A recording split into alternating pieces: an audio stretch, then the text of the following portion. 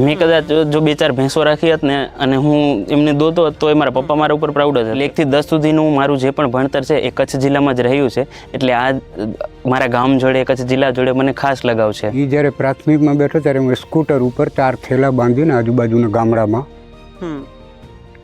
ફેરી કરતો. છે કે કોઈ ભાડાનું મકાન રાખવાનું હતું ને ન મળ્યું ને કોઈ સામાન બહાર રાખવો પડ્યો હતો. હા, એટલે એકવાર થયેલું. અમે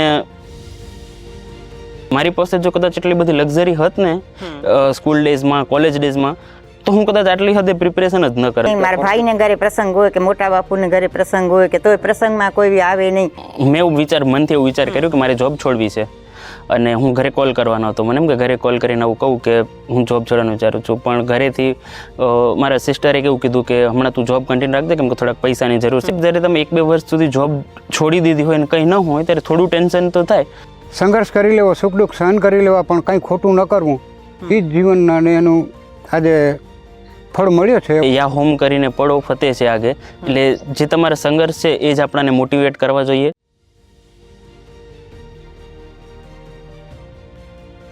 વાત ગુજરાતીમાં આજે આપણે એક એવા યુવકની વાત કરવાની છે કે જેને સંઘર્ષના તોફાની દરિયામાંથી સફળતાની નાવ પાર કરી છે.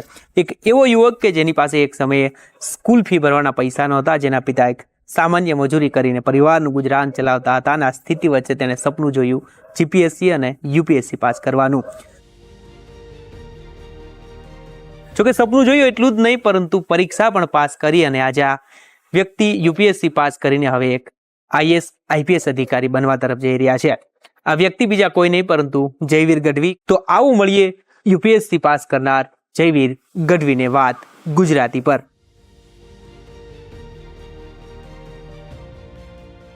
તો આપણી સાથે હાલ જયવીર ગઢવી સર જોડાયા છે. સર, સ્વાગત છે આપનું વાત ગુજરાતીમાં. Thank you so much. Sir, આપણે જે અત્યારે કચ્છની ભૂમિ પર બેઠા છીએ અને આ ભૂમિ જ તમારું વતન છે, તો થોડો આ ભૂમિ સાથેનો આપનો લગાવ, આપનું જે આ સ્થળ પર જ ઉછેરને આપ આ સ્થાન પર પહોંચ્યા છે, તો થોડું આપનું બાળપણની વાતો ને થોડો આપનો પરિચય. હું જયવીર ભરતદાન ગઢવી. મેં જીપીએસસીમાં ડેપ્યુટી કલેક્ટર તરીકે હું સિલેક્ટ થયેલો. હાલમાં યુપીએસસીમાં મારું 341મો ક્રમાંક આવેલો છે. મારું બાળપણ આખું આ વિંગડિયા ગામમાં જ વીત્યું છે. 1 થી 5 સુધીનો મારો અભ્યાસ મેં વિંગડિયા પંચાયતી પ્રાથમિક શાળામાં જ કર્યો. 1 થી 5 સુધીના અભ્યાસના દરમિયાન જ મારા જે શિક્ષકો હતા એમણે મને એવું પ્રોમોટ કર્યું કે ભાઈ મારે નવોદયમાં અપ્લાય કરવું જોઈએ, અને એમણે મને નવોદય માટે પ્રોત્સાહિત કર્યો. થોડુંક એમણે મને શિક્ષણ આપ્યું નવોદય માટે, અને થોડીક મહેનત, થોડાક એમના પ્રયત્નોના લીધે હું નવોદયમાં સિલેક્ટ થઈ શક્યો. 6ઠ્ઠા ધોરણમાં મારું નવોદયમાં એન્ટ્રન્સ થયું. 6ઠ્ઠા થી 10મા સુધીનું મારું સ્ટડી નવોદયમાં જ રહ્યું. એટલે 1 થી 10 સુધીનું મારું જે પણ ભણતર છે એ કચ્છ જિલ્લામાં જ રહ્યું છે, એટલે આ મારા ગામ જોડે, કચ્છ જિલ્લા જોડે મને ખાસ લગાવ છે. હવે સર, જે વાત કરી કે કદાચ પ્રાથમિક શાળામાં અભ્યાસ કરવો પડ્યો, તો કદાચ આપની ફેમિલી બેકગ્રાઉન્ડ કદાચ એટલું શક્ય નહીં હોઈ શકે, કોઈ ખાનગી શાળામાં અભ્યાસ કરે કે એવી કઈ પરિસ્થિતિ હતી? એટલે એ સમય એવો હતો કે ત્યારે અમારા ગામડાઓમાં તો ખાનગી શાળાઓ હતી જ નહીં. હું નહીં, બધા છોકરાઓ હતા એ પ્રાથમિક શાળાઓમાં જ ભણતા, જે સરકારી સ્કૂલો હતી. અને અમારું બેકગ્રાઉન્ડ પણ ગામના દરેક જેવા હોય એવી જ મિડલ ક્લાસ ફેમિલીનું અમારું પણ હતું. મારા પપ્પા, હું નાનો હતો ત્યારથી એમણે હોલસેલનો બિઝનેસ સ્ટાર્ટ કરેલો. પહેલાં અમારી પાસે સ્કૂટર હતું, બાદમાં અમે ઓટો રિક્ષા લીધેલું, અને અત્યારના મારો ભાઈ છે એના પાસે છોટા હાથી પર છે, એટલે ટ્રક પર છે. એટલે ધીમે ધીમે બિઝનેસમાં સારું થયું. એટલે અમારું બેકગ્રાઉન્ડ તો એવું છે જે ગામમાં બધા લોકોનું હોય, એક સામાન્ય પરિવાર. એક સામાન્ય પરિવાર. પણ સર, આપણે ત્યાં કહેવાય છે કે નાના માણસના સપના પણ નાના હોય છે એવું કહેવાતું હોય છે, પણ કદાચ આનાથી કદાચ તમે વિરુદ્ધ છો ને એ દાખલો કદાચ આપણે ખોટો પાડ્યો છે. તો એક સામાન્ય પરિવારમાંથી ને આર્થિક પરિસ્થિતિ ને બધું અનુકૂળ ના હોય, તેમ છતાં યુપીએસસી અને જીપીએસસી નું સપનું ક્યારે આપી જોયું હતું? ટુ બી વેરી ઓનેસ્ટ, હું નાનપણથી હતો ત્યારે એવું હતું કે એક સરકારી અધિકારી બનવું. મને જીપીએસસી યુપીએસસી એટલો આઈડિયા નહોતો. ડેપ્યુટી કલેક્ટર, આઈએએસ આઈપીએસ આ બધી વસ્તુઓ સાંભળેલી પણ નથી, પણ એક એવું હતું કે થોડુંક એક સરકારી અધિકારી બની કંઈક સારું કામ કરીએ, કેમ કે એ વખતે પણ સમાજમાં જે પણ સરકારી અધિકારી હતા એમનું સારું એક નામ રહેતું, પ્રોત્સાહન રહેતું, અને સમાજની પણ એવી એક્સપેક્ટેશન હતી કે એ લોકો કંઈ આપણા માટે સારું કરી શકે. તો ત્યારથી મને એવું હતું કે હું એક સરકારી અધિકારી બનું. હું જ્યારે નવોદયમાં ગયો ત્યાં પણ અમારે નવોદયની એન્ટ્રન્સ છે ને એના ઉપર આવું લખેલું છે, અને હું ઘણી જગ્યાએ ઉલ્લેખ કરતો હું કે enter to learn, leave to serve. એટલે કે તમે શીખવા માટે આવો પણ જાઓ સેવા કરવા માટે. અને નવોદયમાં જે અમને ફ્રીમાં આટલું બધું ગાઈડન્સ મળ્યું, અમને આખું ફ્રીમાં સ્ટડી મળ્યું, એ બધું પણ એક મોટિવેટિંગ ફેક્ટર હતું. હાઉએવર, મેં જ્યારે કોલેજ કમ્પ્લીટ કરી લીધી ત્યારથી મને જીપીએસસી યુપીએસસી શું છે એમના વિશે વધારે માહિતી મળી, અને મેં 10 મહિના માટે એક કોર્પોરેટ જોબ પણ કરી છે. એક અમેરિકન મલ્ટીનેશનલ ફર્મ હતી. હું ત્યાં જયપુરમાં જોબ કરતો હતો. બટ એ લાઈફસ્ટાઈલ એવી હતી કે જેના જોડે હું કોઈ દિવસ આમ એટ ઇઝ ફીલ નહોતો કરતો. મને આમ નેચરલ ન લાગતું. નેચરલ ઇન ધ સેન્સ કે ત્યાં અમારે 11 કલાકની દરરોજ ડ્યુટી હોય, કમ્પ્યુટર સ્ક્રીન સામે જ જોવાનું, અને હું કંટાળી જતો એમનાથી. 5 સ્ટાર હોટેલ્સમાં પાર્ટી હોય, ઘણું સારું હોય. જે લોકો કોર્પોરેટ લાઈફથી સેટ થઈ જતા એમને ગમે, બટ મને થોડું નેચરલ ફીલ નહોતું. એટલે મને એવું હતું કે મે બી હું ગુજરાતમાં પાછું આવી શકું, અહીંયા જ કોઈ સારી જોબ લઈ શકું. એટલે મેં પહેલાં જીપીએસસી આપી, પછી યુપીએસસી આપી. એટલે મને લાગે છે કે સ્ટેપ બાય સ્ટેપ દરેક જગ્યાએથી અલ્ટિમેટલી મારું ડેસ્ટિનેશન સિવિલ સર્વિસ તરફ થતું ગયું. પણ સર, આપે જે વાત કરી કદાચ એ ખાનગી જોબ હતી, એ છોડતા પહેલા આપની આર્થિક પરિસ્થિતિ પણ એટલી અનુકૂળ નહોતી, તો કદાચ ત્યારે પરિવાર કે 2 વાર તમે પણ વિચાર કર્યો હશે? 2 થી બહુ વધુ વાર મેં વિચાર કર્યો હશે. કેમ કે મને યાદ છે એકવાર મેં મનથી એવું વિચાર કર્યો કે મારે જોબ છોડવી છે. અને હું ઘરે કોલ કરવાનો હતો. મને એમ કે ઘરે કોલ કરીને આવું કહું કે હું જોબ છોડવાનું વિચારું છું. પણ ઘરેથી મારા સિસ્ટરે એવું કીધું કે હમણાં તું જોબ કન્ટિન્યુ રાખજે, કેમ કે થોડાક પૈસાની જરૂર છે. કદાચ હોમ લોન કે એવું કંઈક લેવું પડે તો તારી જોબ તો છે ને મળી જશે, બીજા ક્યાંયથી નહીં મળી શકે. તો એટલે હું ફોન એમને એટલા માટે કરતો હતો કે મારી જોબ મૂકવી છે. એમણે મને એવું કીધું કે તું તારી જોબ છે ને, તો અમે એના ઉપરથી લોન લઈ લઈએ. પણ એટલે મેં એમને કીધું નહીં કે મારે નથી લેવી. બટ પછી મારા પપ્પા આવેલા જયપુરમાં. મેં ત્યારે એમને સમજાવ્યું કે આ જોબ છે સારી જ છે, સારું પે સ્કેલ પર છે, પણ મેં કીધું મને એટલું ગમતી નથી આ જોબ. અને મારા પપ્પાએ હંમેશા એવું જ કહ્યું છે કે તને જે ગમતું હોય એ કર, નો મેટર કે કોઈ સારી જોબ મૂકી બીજું કંઈ કરવું છે એવું નહીં. મેં 10મા ધોરણ પછી સાયન્સ લીધું હોય, NIT માં એન્જિનિયરિંગ કર્યું. એમણે મને કોઈ દિવસ એવું નથી કીધું તું આ કર કે તું ન કર. મેં કદાચ જો 2-4 ભેંસો રાખી હોત ને અને હું એમને દોતો હોત, તો એ મારા પપ્પા મારા ઉપર પ્રાઉડ જ હતા કે ભાઈ ગમે છે એ કરે છે. એટલે એમણે મને કીધું મૂકી છે તો મૂકી દે. એટલે પછી મેં મૂકી દીધી ને somehow result turn out to be great. તો કદાચ એ જોબ મૂકી પછી કદાચ જવાબદારી તમારી પણ એટલી વધી ગઈ હશે, કારણ કે પરિવારને પણ આપના પર એટલો ભરોસો હતો. તો ક્યારે એવું થયેલું કે ભાઈ આ મૂકી દીધા પછી કે કદાચ ખોટું થયું છે કે એવું ક્યારે? ટુ બી વેરી ઓનેસ્ટ, કેમ કે મેં જે જીપીએસસી ક્લિયર કરી ને મારી ફર્સ્ટ જ એક્ઝામ હતી. એટલે મેં ફર્સ્ટ એક્ઝામ આપી અને એ જ ક્લિયર મારી થઈ ગઈ. એટલે મારે બહુ વેઇટ ન કરવો પડ્યો. બટ કેમ કે વચ્ચે કોવિડ આવેલું, ત્યારે કન્ટિન્યુઅસલી એક્ઝામ્સ નથી થતી. અને કેમ કે મેં કોચિંગ ને એવું બધું દિલ્હીમાં કરેલું, તો ત્યાં ખર્ચો પણ સારો એવો થઈ જતો. એટલે ક્યારેક એવું થતું કે જોબ પણ મૂકી દીધી, ઉપરથી ખર્ચો પણ વધુ કરી દીધો. બટ સમહાઉ રિઝલ્ટ સારા આવતા ગયા અને મારી ફર્સ્ટ એક્ઝામ જ ક્લિયર થઈ ગઈ. એટલે બહુ ટેન્શન જેવું ક્યારે બહુ ન ફીલ થયું. બટ એક તો નેચરલ વસ્તુ છે કે જ્યારે તમે 1-2 વર્ષ સુધી જોબ છોડી દીધી હોય ને કંઈ ન હોય ત્યારે થોડું ટેન્શન તો થાય. બટ દેન ફેમિલીવાળા લોકોએ મને સપોર્ટ કર્યો. મારો મોટો ભાઈ છે, એને કન્ટિન્યુઅસલી એ જોબ કરતો જ હતો. એની પાસે છોટા હાથી છે, એ ચલાવતો. એનાથી એનું જે પણ સેવિંગ થતું એ બધું મારી પ્રિપરેશનમાં નાખી દેતો. એટલે કોઈ દિવસ વાંધો ન આવ્યો ફાઇનાન્શિયલી અમને. આપે જે વાત કરી કે દિલ્હી ત્યારે જે તૈયારી કરતા અને કદાચ આપના કોલેજ કાળમાં કે આપની આસપાસ જે વિદ્યાર્થીઓ છે કે બીજા કોઈ દિલ્હી તૈયારી કરતા હશે, એવા જે છોકરાઓ છે કે કદાચ આર્થિક પરિસ્થિતિ એમની સારી હશે, તો કદાચ આ દુનિયાની લાઈફસ્ટાઈલ કદાચ સારી રીતે જીવી શકતા હશે, ત્યારે ક્યારે એવો મનમાં તમને રન થતો કે કદાચ આપણી પાસે પણ આ હોય કે? એટલે આ તો નેચરલ વસ્તુ છે, આવું ક્યારે આપણાને થાય જ ફીલ. બટ હું હંમેશા એવું માનું છું કે થોડાક લાઈફના ચેલેન્જીસ હોય ને આપણાને સ્ટ્રોંગ બનાવે. એટલે ક્યારેક જો આપણી પાસે કશું નથી હોતું ને તો એ આપણાને વધુ સ્ટ્રોંગ બનાવે છે. હું જો માનું છું કે મારી પાસે જો કદાચ એટલી બધી લક્ઝરી હોત ને સ્કૂલ ડેઝમાં, કોલેજ ડેઝમાં, તો હું કદાચ આટલી હદે પ્રિપરેશન જ ન કરત એક્ઝામ માટે. એટલે હું તો માનું છું કે જે મારી હાર્ડશિપ્સ હતી ને એમણે જ મને વધુ મોટિવેટ કર્યું હું એક્ઝામની પ્રિપરેશન કરું. સો એ બહુ જ સારું પડશે અને એક રીતના ખરાબ પડશે. ક્યારે એ સપનું આપે જોયું હતું કે અમારું પણ પોતાનું એક ઘર હોય ને આવી રીતે, અને કોઈ એવી ઘટના આપની સાથે બનેલી છે કે કોઈ ભાડાનું મકાન રાખવાનું હતું ને ન મળ્યું ને કોઈ સામાન બહાર રાખવો પડ્યો હતો? હા, એટલે એકવાર થયેલું. અમે ઘર ચેન્જ કરવાનું હતું. જનરલી આપણે એવું હોય કે થોડા સમય પછી ઘર ખાલી કરાવતા હોય અને આપણે નવું ઘર મળી પણ જતું હોય. અમને પણ આવું જ થયેલું. અમને પણ એક નવું ઘર મળી જ ગયેલું. બટ સમહાઉ જે દિવસે ટ્રાન્સફર કરવાનો હતો તે દિવસે એમણે ના પાડી દીધી સમહાઉ. તો પછી એવું થતું કે અમારું બધું સામાન હતું એ લેટ નાઇટ સુધી બહાર જ રહી ગયું શેરીમાં. શું ગામડામાં આપણે રાતના 8-9 વાગે એટલે બધા સૂઈ ગયા હોય. એટલે હું ત્યારે કોલેજમાં હતો, મને તો આ વસ્તુની કંઈ ખબર પણ નથી. પણ ફેમિલીને થોડુંક ચિંતા જેવું થાય. બટ બીજા મારા ભાઈઓ હતા, એમણે હેલ્પ કરી. અમને એક ટેમ્પરરી 2-3 મહિના માટે એક થોડું કમ્પેરેટિવલી એટલું સારું ન હતું એવું ઘર શોધી દીધું. પણ પછી ધીમે ધીમે અમને એક ભાડા લાયક રહેવા માટે ઘર મળી ગયું. એટલે થોડાક ટાઈમ પછી પ્રોબ્લેમ સોલ્વ થઈ ગઈ. કદાચ હવે ભગવાનની કૃપાથી ને આપની મહેનતથી આ બધા પ્રશ્નો તો દૂર થયા છે. તો આગળ આપનું બીજું શું સપનું છે? આવા જે ઘણા આપની જેવા વિદ્યાર્થીઓ છે, યુવાનો છે કે આ સંઘર્ષમય પરિસ્થિતિની વચ્ચેથી પસાર થઈ રહ્યા છે, એવા યુવાને આપ શું કહેશો? હું એવા દરેક યુવાને એક સિમ્પલ સંદેશો આપવા માંગુ છું. મેં ઘણી જગ્યાએ આપણે કીધું છે કે યા હોમ કરીને પડો ફતે છે આગે. એટલે જે તમારા સંઘર્ષ છે એ જ આપણાને મોટિવેટ કરવા જોઈએ. દરેકની સ્ટોરી અલગ અલગ હોઈ શકે છે. મારી મહેનત છે અથવા જે મારી સ્ટ્રગલ છે એનાથી મોટિવેટ થયેલો, અને હું માનું છું કે દરેક જો પોતાની સ્ટ્રગલથી મોટિવેટ થાય ને, એક જો મોટિવેશન છે એ અંદરથી આવતું હોય ને તો એ લોંગ સસ્ટેનિંગ હશે. રાધર દેન આપણે બીજા કોઈકને જોઈએ કે આણે આવું કર્યું તો હું પણ કરી શકું. એના કરતાં મેં પોતે મારું બેકગ્રાઉન્ડ શું છે, મારે શું કરવું છે, હું મારું પોતાનું વિચારીને કરું તો મારે લાગે છે કે તમે જલ્દીથી રિઝલ્ટ મેળવી શકશો.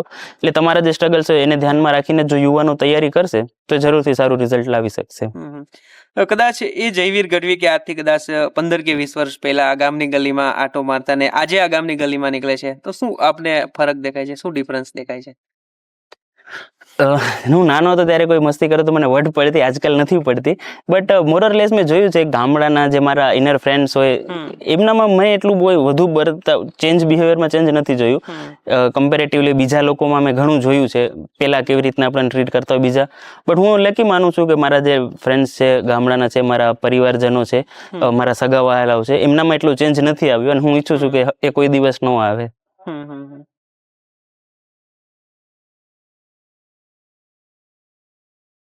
તો આપણી સાથે જે યુવક છે, જે અનેક યુવાનો માટે પ્રેરણારૂપ છે, એવા જયવીરદાન ગઢવીના માતા પિતા આપણી સાથે જોડાયા છે. કાકા, આપના દીકરાએ આપનું જે નામ રોશન કર્યું છે, આજે લાખો લોકો આપને એમના પિતા તરીકે ઓળખે છે. કેવું લાગે છે આપનો જે દીકરો આજે આ સ્થાન પર પહોંચે? સારું લાગે. કૃષ્ણ ભગવાન માતાજી ઉપર શ્રદ્ધા હતી, એનું જરાક આમ વિશ્વાસ વધ્યો અને સારું થયું. અને છોકરાને જેવા સંસ્કાર આપ્યા છે એવા જ સંસ્કાર છે. પણ અંકલ, આપનો જે સંઘર્ષ છે, આપે આટલા વર્ષો સુધી મહેનત કરી, ત્યારે આ બધી પરિસ્થિતિ વચ્ચે એમનું જે અભ્યાસ ને એ બધું, અને આપ શું કાર્ય કરતા અને આ બધું ત્યારે એ સ્થિતિ વચ્ચે શક્ય બનાવ્યું? એટલે એ જ્યારે પ્રાથમિકમાં બેઠો ત્યારે હું સ્કૂટર ઉપર 4 થેલા બાંધીને આજુબાજુના ગામડામાં ફેરી કરતો. પછી 2007થી થ્રિલર છકડો લીધો, પેક બોડી, એનાથી બધું કર્યું. તેથી પછી એનાથી મોટી બેન છે એને વડોદરા એડમિશન મળ્યું હતું. થોડોક ખર્ચો વધ્યો એટલે થોડોક વાહન મોટો લીધો, ગામડા 2-4 વધાર્યા, અને એવી રીતે બધું માતાજીએ બધું શાંતિથી. ઉપરાંત મને ખ્યાલ છે ત્યાં સુધી આપ લોખંડ કે સેન્ટિંગના વ્યવસાય સાથે પણ હા, એ હું 1984 સુધી 77 થી 17 વર્ષથી 24 વર્ષનો છે ત્યાં સુધી સેન્ટિંગ કામ કરતો હતો ગોંડલમાં. તો આ સ્થિતિ વચ્ચે એમને જ્યારે જયવીરભાઈ પોતાને જે પ્રાઇવેટ નોકરી કરતા એ છોડવા માટે કદાચ તમને ત્યારે કોલ આવ્યો છે અથવા મળવાનું થયું છે, તો ત્યારે આપે એમને છૂટ આપી કે જે કંઈ કરવું એ છૂટ છે, ત્યારે કદાચ તમારા મનમાં એવી કોઈ ચિંતા હતી કે વિશ્વાસ હતો આપને? ના, એટલે વિશ્વાસ હતો મને. પહેલા તો એમ લાગો એ જ્યારે NIT ને બધા કર્યા ત્યારે એ બધા અમે ત્યાં સુધી એને ભણાવવામાં જ પૂરા હતા. અને પછી એને જયપુર નોકરી મળી હતી અને 1,05,000 પગાર હતો એનો. પણ એને એમ કીધું કે મને આ નોકરી કરતા મારે GPSC ને UPSC ને કરવું છે અને હું આ નોકરી છોડવાનો છું. એટલે મેં કીધું આમાં વધારે ખબર એમને પડે, અને પાછું મને ખબર છે જે ગમતું હોય ને એ કરવાથી વધારે. મેં કીધું એ તારી મરજીની વાત છે, એ તું સમજે, અને કંઈ પણ ખર્ચો હશે તો પણ કંઈ ચિંતા ન કરતો, પૂરો કરી દઈશ. અંકલ, આજે કેવું લાગે છે? જયવીરભાઈ તો UPSC પાસ કરી છે, પણ આપના જે દીકરી બા છે એ પણ GPSC પાસ કરી છે. તો એ સ્થિતિ વચ્ચે આજે આપના સંતાનો આ શિખરો, સફળતાના શિખરો પર છે, તો આજે કેવી અનુભૂતિ થાય છે આપને? એમ અનુભૂતિ થાય છે કે આપણે જે બચપનથી જ એક સંઘર્ષ કરી લેવો, સુખ દુઃખ સહન કરી લેવા, પણ કંઈ ખોટું ન કરવું, એ જ જીવનના અને એનું આજે ફળ મળ્યો છે એવો વિશ્વાસ, ઓડગાર મળે છે. આજે એવા અનેક માતા પિતા છે, કદાચ પોતાના બાળકને કોઈ પણ ક્ષેત્રમાં કે અભ્યાસ તરફ જવું હોય તો કદાચ આના કરતા હોય છે કયા ક્ષેત્રમાં જવું, અને કદાચ ત્યાં કદાચ સફળતા મળે કે ન મળે, પરંતુ માતા પિતા ઘણીવાર એવું પ્રેશર કરતા હોય છે. એમને તમે શું કહેશો? પ્રેશર કરવાથી કાંઈ નથી થતું, રુચિથી થાય છે બધું, એના શોખથી થાય છે બધું. હું 10-11 વર્ષનો હતો, મને ભણવાનો બહુ શોખ હતો, પણ હું ભણી ન શક્યો. હું 3.5 ચોપડી મેં 4થી ક્લાસ મેં પૂરી નથી કરી. એટલે અમારા છોકરા જ્યારે 10મીમાં અને 12મીમાં, અને પહેલાં તો એમના રિઝલ્ટ જ 90% એવા પરિણામ હોય, એટલે એ હોશિયાર તો છે જ એમ ખબર હતી. અને મને ખબર હતી કે મારા છોકરા છે એ મને પોતાને ખબર હોય ને મને ભણવાનું કેટલું હતું, પણ સંજોગોવશ ન ભણાવી શકે એમ.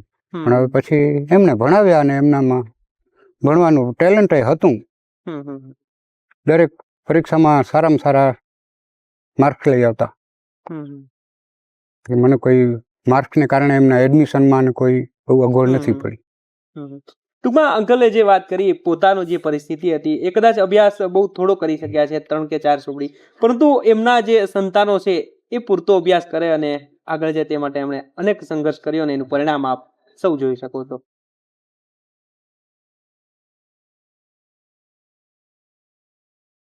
આપની સાથે જયવીરભાઈના માતા છે, એમની સાથે વાત કરવી છે. જે આપના દીકરા આજે સફળતાના શિખરો પર છે અને એમનું જે બાળપણ છે તેના વિશે વાત કરી છે, તો એમનું બાળપણનો કોઈ એવો કિસ્સો જે તમને આજે યાદ આવતો હોય? પણ તો પહેલેથી જયવીરનો સારો જ છે, એના ગુણ સારા જ છે પહેલેથી, અને આજે એ ગુણના પરિણામ જ આવ્યા છે.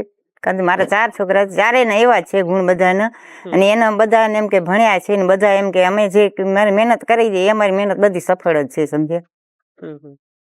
તો કદાચ ત્યારે જે આસપાસ કે આપણે જે રહેતા હશે જે બાળકો કે ત્યારે એમનું બાળપણ હશે, કોઈ પ્રવાસમાં જતું હશે કે કોઈ વાર તહેવારમાં કે ત્યારે કદાચ જયવીરભાઈ કદાચ પોતાના અભ્યાસમાં સતત વળગ્યા રહેતા હોય, એવો કોઈ કિસ્સો? પ્રવાસમાં અમારે ત્યાં તો એવો જ હતો, બધા કોઈ પ્રવાસમાં કે જવાનું કે બધું ખાસ કઈ હતું જ નહીં. બધાને ભણવા જાય, સ્કૂલ જાય, છોકરા એમ કે ફરવા બધા જાય તો સાથે જાય ક્યાંક. પ્રસંગ કે નહીં, મારા ભાઈને ઘરે પ્રસંગ હોય કે મોટા બાપુને ઘરે પ્રસંગ હોય કે તોય પ્રસંગમાં કોઈ આવે નહીં. અને એના ડુમરામના સાહેબ પણ એને એમ જ કહેતા કે પ્રસંગ તમે માણો, જયવીરને પ્રસંગ માણવાની જરૂર નથી, એ પોતે પછી મોટો સાહેબ થઈને પ્રસંગ માણશે. એને અમે ડુમરા જાતા લેવા એને જાતા તો એને સર ના કહેતા, ના તમને એને ક્યાંય હમણાં જયવીરને નથી બોલાવવાનો, હમણાં એને ભણવા દેજો. એટલે એ કોઈ મામાને ઘરે હોય, કાકાને ઘરે પ્રસંગ હોય, એ કોઈ પ્રસંગમાં આવ્યો નથી કોઈ દી જયવીર. તો આપ કદાચ એમનું યુપીએસસી કે જીપીએસસી નું જયારે પરિણામ આવ્યું હશે ત્યારે આપને ક્યારે પહેલી વખત ખબર પડી હતી? પહેલી વખત રિઝલ્ટ આવે એટલે સીધું ફોન જ કરે, ઘરે જતા અમે, અને એ ઘરે જતો હતો, બધા અમે ભેરા જ ખુશી મનાવી. અને યુપીએસસી રિઝલ્ટ આવ્યું ત્યારે એ તે બરોડા હતો અને અમે હું હરિદ્વાર હતી, ત્યાંથી જ ફોન આવ્યો કે બાઈ પાસ થઈ ગયો છું, રિઝલ્ટ આવ્યો, સારું થયું કહીએ કે ફોન કર્યો અને બહુ ખુશી થઈ માતાજીની દયાથી. તો એમના માતા હતા કે જેમણે વાત કરી કે જે એમની મહેનત હતી તેમના કારણે જ આ પરિણામ મળ્યું છે ને તો જ કદાચ એ સપના સાકાર થતા આવે છે.